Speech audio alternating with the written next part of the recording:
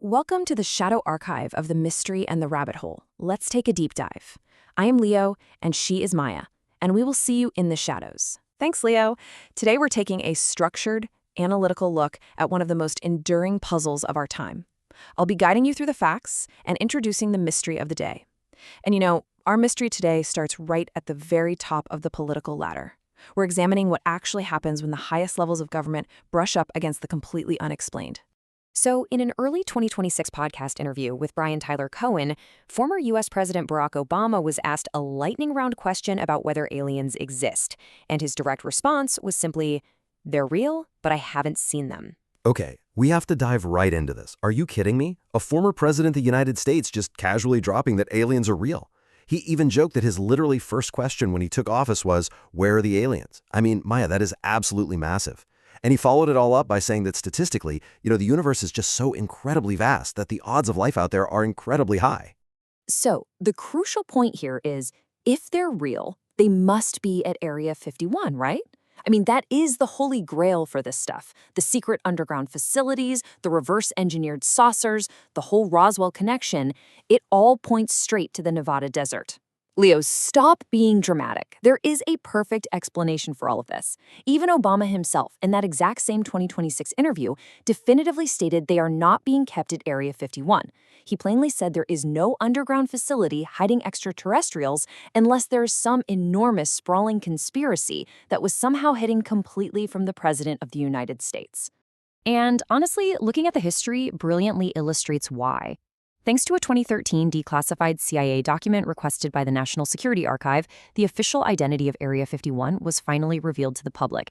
It wasn't a secret hub for extraterrestrial reverse engineering. It was simply an aerial testing ground for highly classified U.S. government projects, specifically the U-2 and Oxcart surveillance programs. Wait, Maya, are you telling me there were no flying saucers? It was just spy planes the whole time? Exactly. If you look at the Groom Lake timeline, we can see exactly how this whole mythos built up. Back in the 1950s, aerospace engineers desperately needed a remote, flat expanse to test the U-2 spy plane safely away from prying eyes. So they chose Groom Lake in the Mojave Desert, which is about 100 miles outside Las Vegas. To make such a desolate place sound remotely appealing to the workers, they jokingly nicknamed it Paradise Ranch. Now, what's genuinely fascinating about this testing is the unintended side effect it had.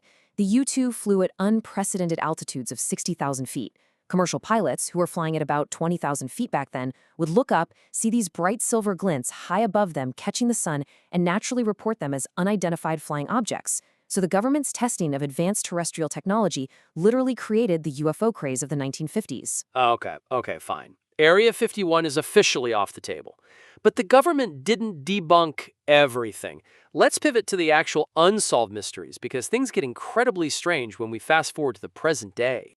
Section 1. The Real Files, the 2021 ODNI Assessment. Listen closely, because this wasn't some fringe internet theory cooked up in a basement. This was an official mandate from the Senate Intelligence Committee to investigate incidents between 2004 and March 2021. Right, but to keep things firmly grounded in reality, let's look at how the government officially categorizes these sightings. The Office of the Director of National Intelligence established 5 explanatory categories. 1. Airborne clutter, which means things like birds or stray weather balloons. 2.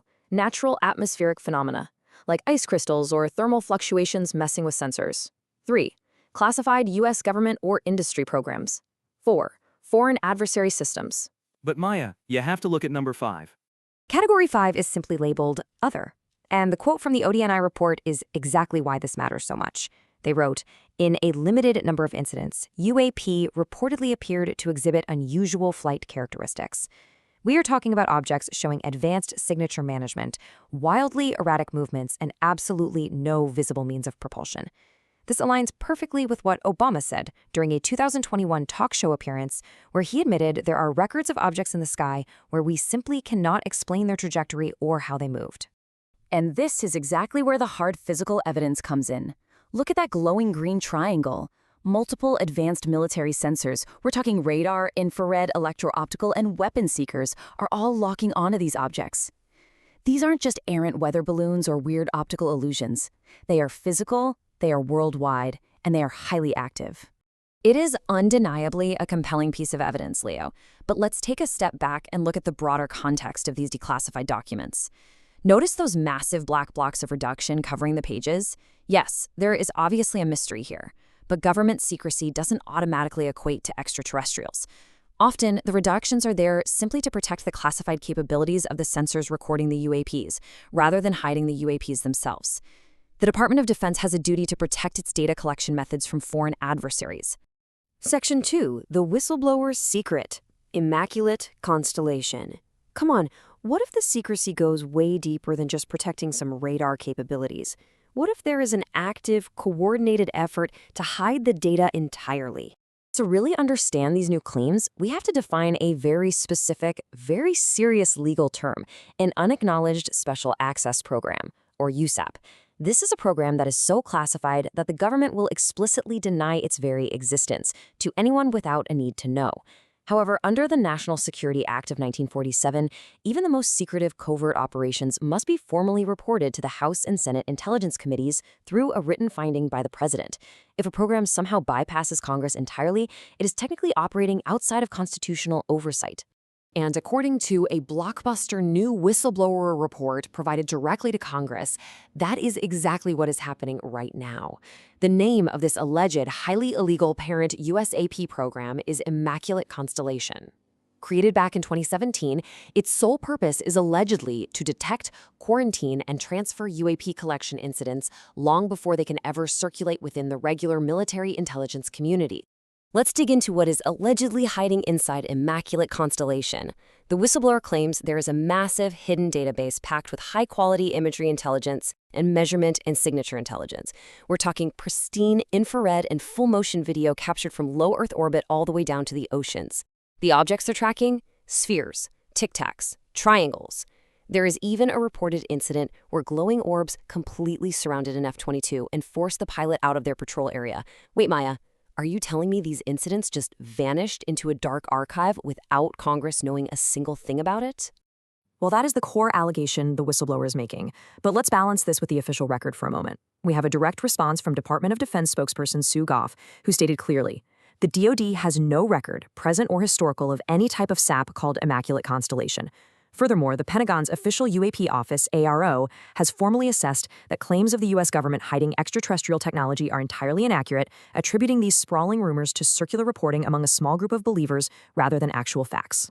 But just look at this incredible standoff.